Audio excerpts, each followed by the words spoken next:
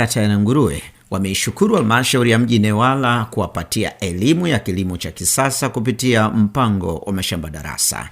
Wameyasema hayo katika maadhimisho ya siku ya mkulima ya kata hiyo yaliyofanyika kijiji cha Mtawe Machi 27 mwaka 2026, ambapo wakulima wa kijiji hicho wamepata elimu ya kilimo bora kupitia wakulima viongozi pamoja na maafisa ugani. Mratibu wa mashamba darasa halmashauri hiyo ndugu Nelson Mtunga amesema halmashauri ililenga kuwawezesha wakulima kupata elimu na kuwafikishia huduma iliyo bora katika maeneo yao ili waone mbinu na teknolojia mpya zinavyofanya kazi. Kwa jina langu naitwa Paulo Evaristi, ni mkulima ninayepatikana katika kijiji hiki cha Mtawe. Kabla ni shukuru halmashauri kwa mpango ambao imekuja nao kwa ajili ya kunyanyua kilimo hasa kwa wakulima. Kilimo hiki tukikizingatia kinaweza kikaleta utofauti na kile cha zamani ambacho tulikuwa tunatumia mbegu za wazee wetu. Kwa unaweza ukaona ya kwamba mavuno yatapatikana kwa wingi, lakini kama tunavyosema kwamba kilimo ni uti wa mgongo wa nchi, kinaweza kikatusaidia kukizi mahitaji, kwa sababu tutapata mavuno mengi tofauti na tulivyokuwa tunapata awali. Hivyo tunapata mahindi mengi ya kula, lakini cha zaidi tunaweza tukauza tukazipatia fedha. Jina naitwa Bashiri Muhamedi Nachunda, ni mkulima kiongozi kutoka kijiji cha Mtawe. Halmashauri ya mji iliniita kwa ajili ya kwenda kupata haya mafunzo ya kilimo. Bahati nzuri tumejifundisha swala la kilimo kutoka kwenye ulimaji, alafu upandaji, uwekaji wa mbolea na ukuzaji. Kwa kifupi tu niseme tu kwamba nawashukuru halmashauri ya mji kwa kunipatia hayo mafunzo. Jambo la kwanza nilichojifundisha kwanza kupata mbegu ambazo za kisasa ambazo sisi tulikuwa hatutumii enzi zile za wakulima wetu wa tofauti.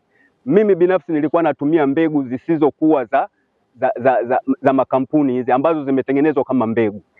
Lakini sasa hivi nilivyopata mbegu halisi hii ambayo ni DK77 ndio mbegu ambayo naona kwamba nitaenda kuitumia. Hata kwa nini inaonesha moja kwa moja kwamba hii ni mbegu mzuri na imechukua kwa muda mfupi na mvua zetu za muda mfupi naona zimeweza kutosha. Asante. Kwa majina mimi naitwa Nelson Mtunga, ni afisa kilimo ambaye ni mratibu wa mashamba darasa kwa halmashauri ya mji Newala. Mkakati huu wa kuanzisha na kuratibu mashamba darasa ni mkakati ambao unasimamiwa na kuratibiwa na idara ya kilimo na kushirikiana na wadau wa kilimo na baadhi ya wadau wengine wa maendeleo.